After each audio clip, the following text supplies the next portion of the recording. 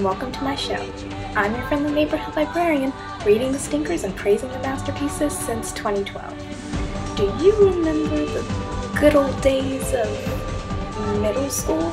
All the pranking, the bullies taking your lunch money, the swirlies, the wedgies, the barf-tastic cafeteria lunches, and of course, the dead rats always trying to sneak into your class. Man, I hated those days. Sideways Stories from Wayside School. I'll try to walk you through the basic story. Heed the key word there, try. This isn't exactly a normal book, so it might not turn out to be exactly a normal review.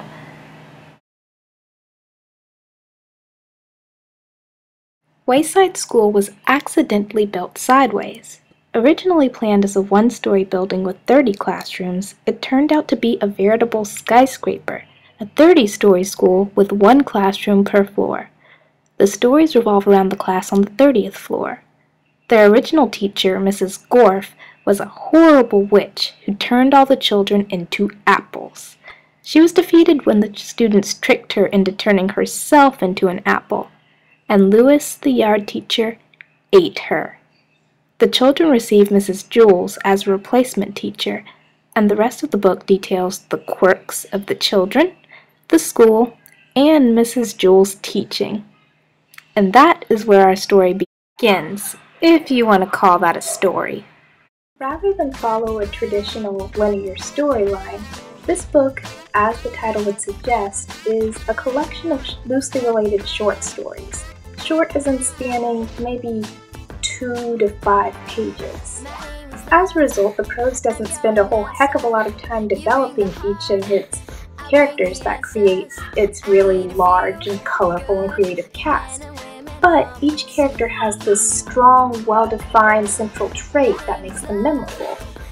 Wayside School's inner workings are also examined through these short stories, and almost before the reader knows it, Wayside School seems both familiar and somehow understandable.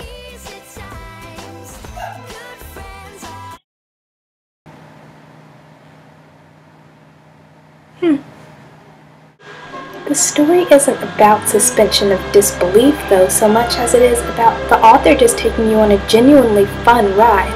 And I think that's what a lot of good but not great children's stories are missing, that sense of fun. I think a lot of authors are so wrapped up in being intellectual, highbrow, and morality guides to their children that they just forget that basic little instinct of being fun. And that's what these books bring, and that is why, in my opinion, they are a success.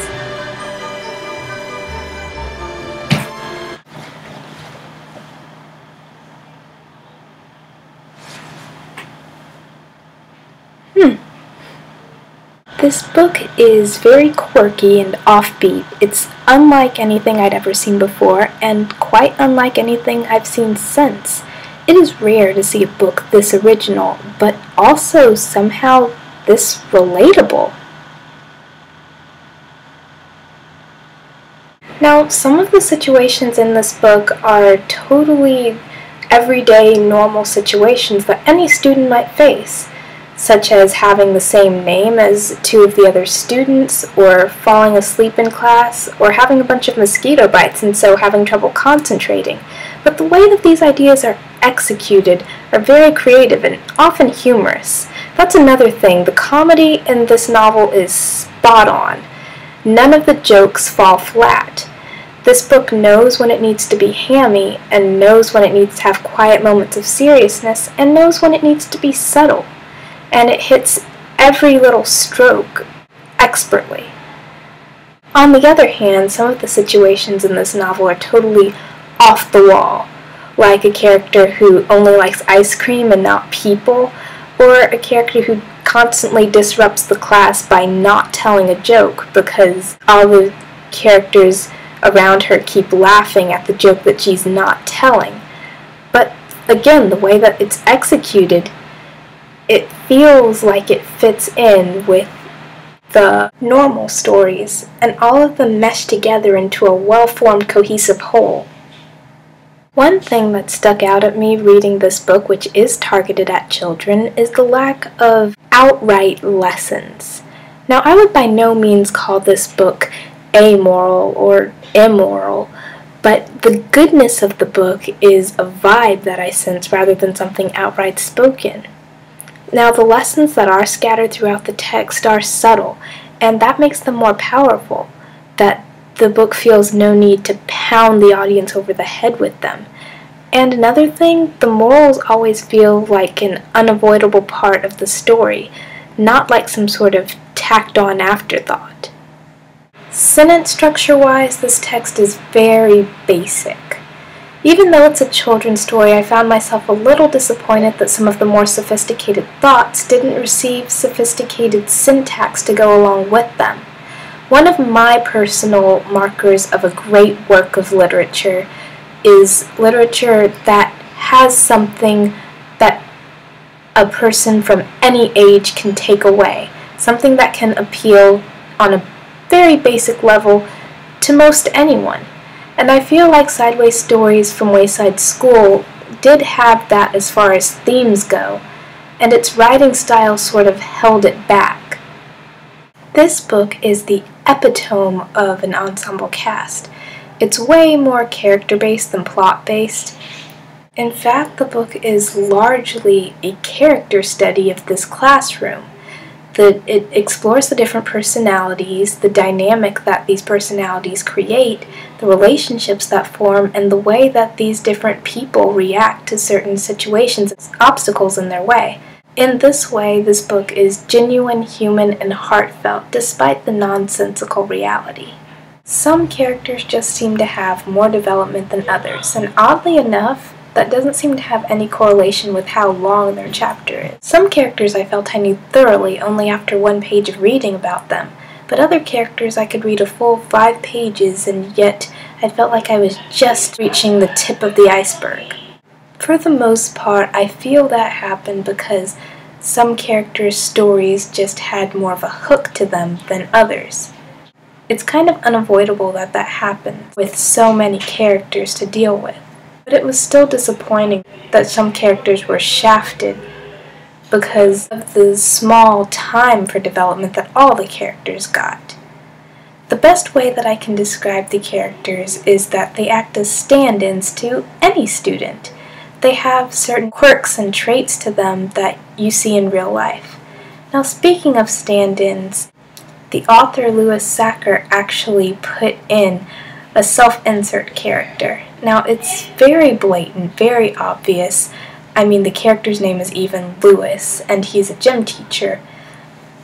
And I know that self-inserts are generally looked down upon in the fanfiction community and definitely in professional writing. But here, I felt that it was used to maximum effect. The thing is that Louis isn't glorified.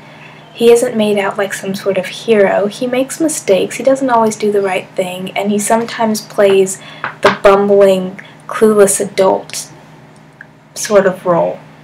But you sense that there's wisdom under the surface and that he genuinely cares for these kids. I like that this gave us some insight into the author and his motivations for writing this book.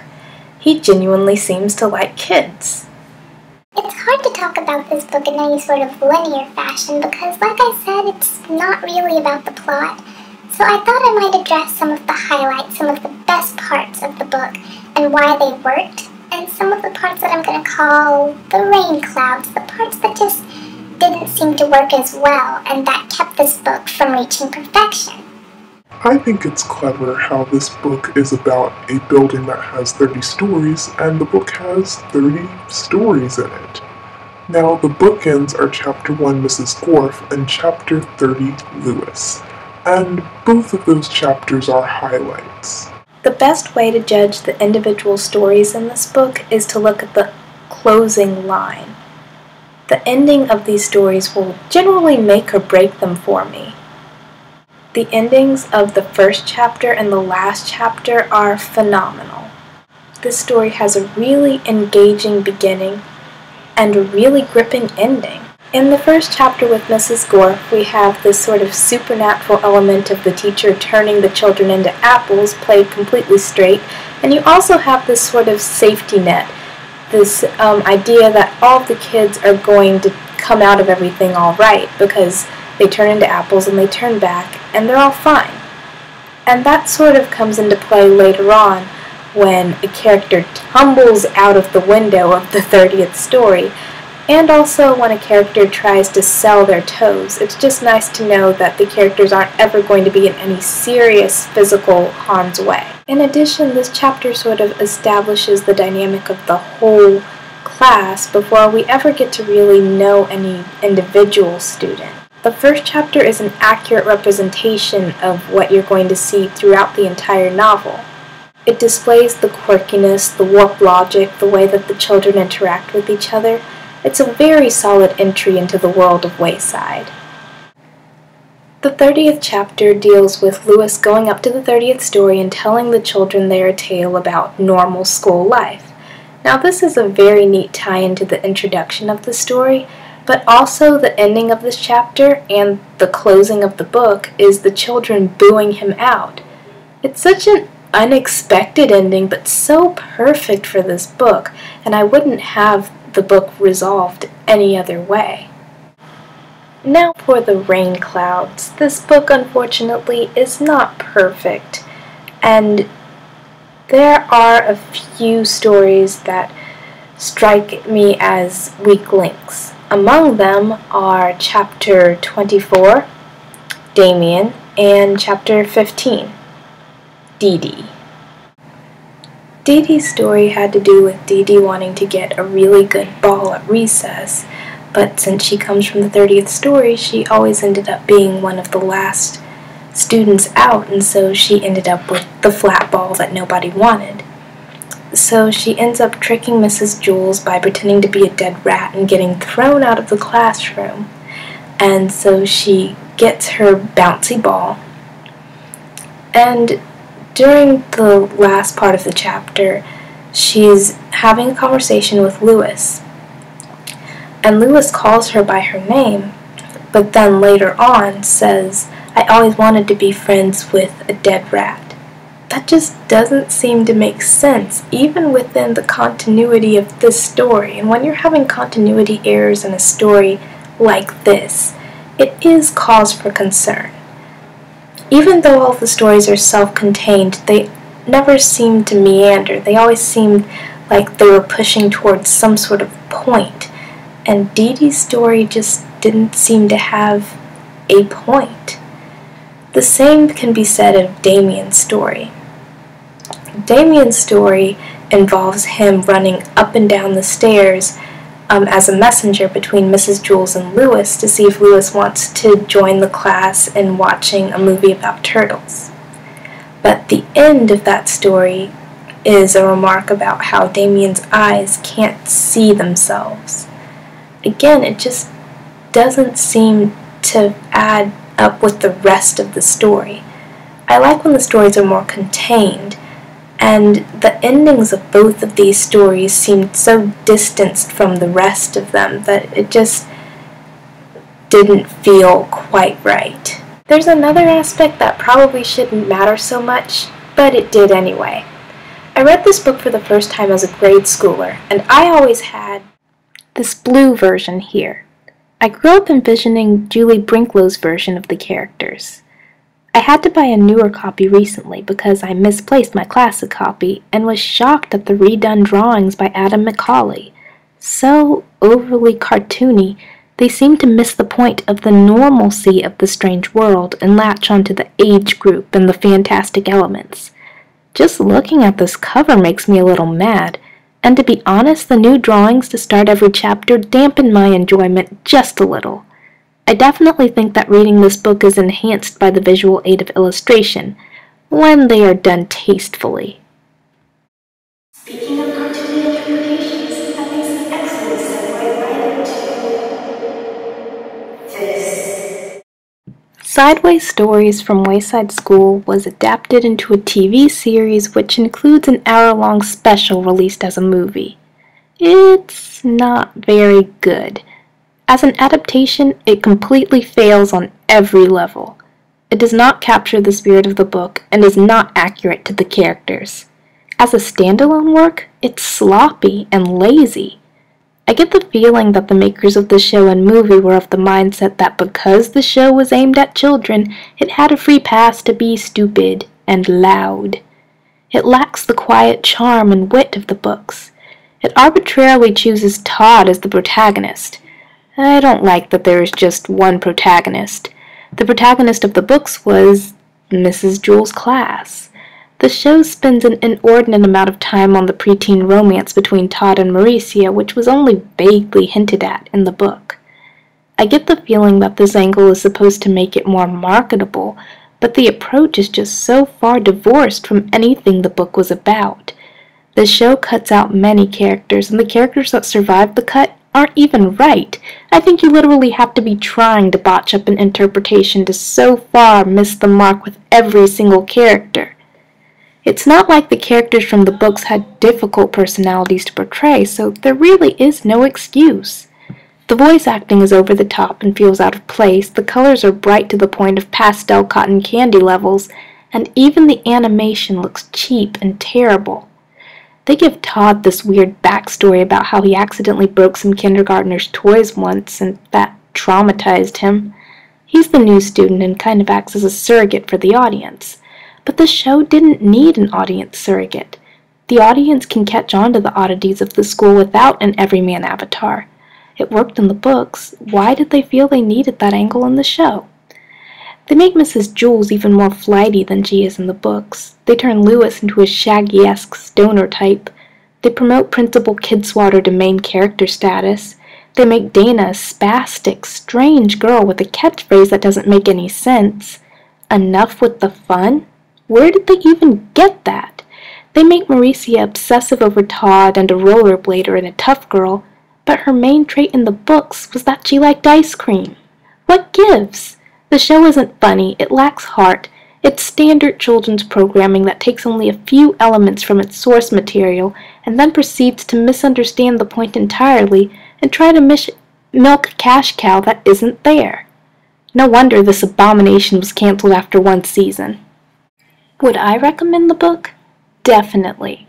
Don't be put off just because it's aimed at a younger audience. It's zany, unique, and creative. Many children's books have imagination and heart that a lot of adult, jaded books just don't carry. This book is a lot of fun and is guaranteed to make you laugh, but also to make you think about social norms, childhood, the importance of education, the roles of teachers and how much they shape your personality, and then there are great underlying themes of being honest, being true to yourself, being careful about what you place value on. I love books that are fun but still have substance. No matter what age you are, Sideways Stories from Wayside School is worth a look. Is it a perfect book? Not by any means. It's written very simply, at times to the detriment of the message, and without a solid storyline, a lot of the individual stories are hit and miss. But I am impressed that with such a large cast, it's easy to tell the characters apart, and 3 of them even have the same name. If anything, this book is memorable and will stay with you.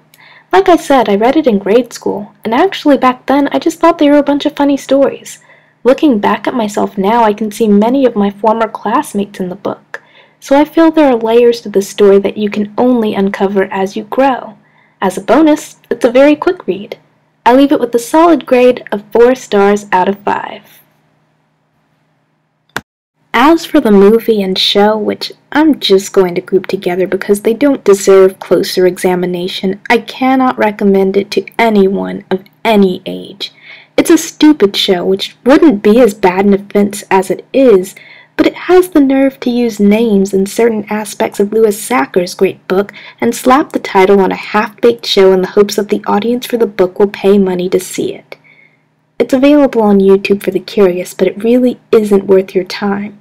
An episode of the show runs for about 10 minutes. That's 10 minutes too long. I didn't know the show existed until I prepared to do this review, so I had to marathon a ton of episodes so I could review them, and honestly, it was torture. I wouldn't put my worst enemy through an episode of Wayside School. It was painfully obvious when we were supposed to laugh, but all the jokes catered to the lowest denominator. Honestly, it was insulting. It shouldn't bear Louis Sachar's name. I don't give 0 stars officially, but if I was to make an exception, it would be for this show. As it is, I'll give it 1 star, but I am disgusted that the creators would take a book that can be enjoyed by all ages and take out everything that makes it accessible. Take out all the substance, take out all the humor, and still call it Wayside. I call it utter trash. I think it's fitting that in this version, Mrs. Joel's classroom is a trash compactor. Phew. Sorry about that. Sorry, too, for any weirdness you might have encountered during this review. Kind of a casualty of reviewing Wayside. Well, no worries, because next time we're going to experience a complete change of pace with Shirley Jackson's gothic thriller, The Haunting of Hill House. Till next time, I'm your friendly neighborhood librarian, signing out. How can I repay you, brother mine? How can I expect you to forgive? Clinging to the past, I shed our blood and shattered your chance to live. Though I knew the laws I